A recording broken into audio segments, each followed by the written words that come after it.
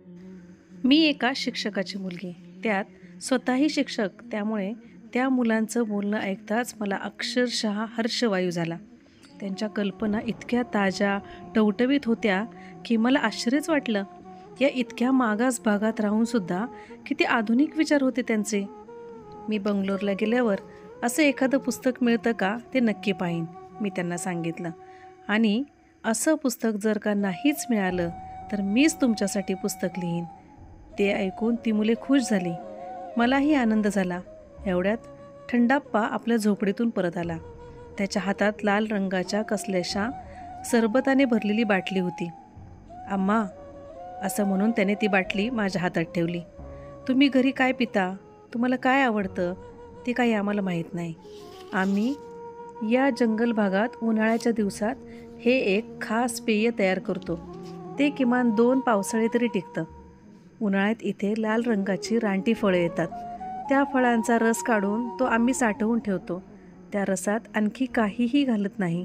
हा रस तब्येतीला फार चांगला असतो. पेलाभर पाण्यात जरासा रस टाकून ढवळून प्यायचा. मला फारच अवघडल्यासारखं झालं. या इतक्या गरीब लोकांकडून मी भेट कशी स्वीकारू? त्यांना स्वतःलाच खायला पोटभर अन्न नव्हतं. शिवाय मी स्वतः इथे देण्यासाठी आले होते, दानधर्मासाठी, घेण्यासाठी नव्हे. मी जरासा विचार केला आणि नम्रपणे त्याला नकार दिला.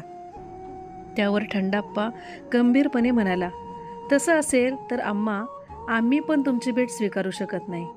आमचे पूर्वज पिढ्यानपिढ्या या रानात राहिले. त्यांनी त्यांच्या पद्धती आम्हाला शिकवल्या. तुमची आम्हाला काहीतरी देण्याची इच्छा आहे ना, आम्ही ते घेऊ. पण त्याचबरोबर आम्ही जे देऊ ते तुम्हीसुद्धा घ्यायला पाहिजे. तुम्ही आमची भेट जर स्वीकारणार नसाल तर आम्हीसुद्धा तुम्ही आणलेल्या या गोष्टी घेऊ शकत नाही. मला ते ऐकून धक्का बसला, अवघडल्यासारखं झालं आणि लाज वाटली. आजवर असा अनुभव कधीच आलेला नव्हता. त्यामुळे हे असं ऐकावं लागेल याची मनाशी तयारी नव्हती. साधारणपणे एखादी धर्मादाय संस्था काही मदत देऊ शकते तेव्हा लोक कृतज्ञता व्यक्त करतात. अशी नेहमीची पद्धत. कधीकधी तर तक्रारीसुद्धा ऐकायला मिळतात. एखाद्या व्यक्तीला किंवा संस्थेला काही अडचणी असतात. त्यातील एखादी अडचण दूर करण्याचा आम्ही प्रयत्न करतो. पण कित्येकदा आम्ही जी काही मदत केली असेल त्याविषयी कृतज्ञता व्यक्त करणं तर राहोच, पण जे करायचं राहिलं असेल त्याविषयी तक्रारसुद्धा ऐकायला मिळते. कधीतरी तर असंही घडलेलं आहे की ज्यांना मदत केली त्यांनी इतकी कमी रक्कम दिल्याबद्दलसुद्धा कुरकुर केलेली आहे. असे जे काही घडलेलं आहे ते मी फारसं कधीही मनाला लावून घेतलेलं नाही. मी देण्यात समाधान मानलेलं आहे. त्यावर लोकांच्या प्रतिक्रिया काय आहेत याचा विचार मी कधी केला नाही.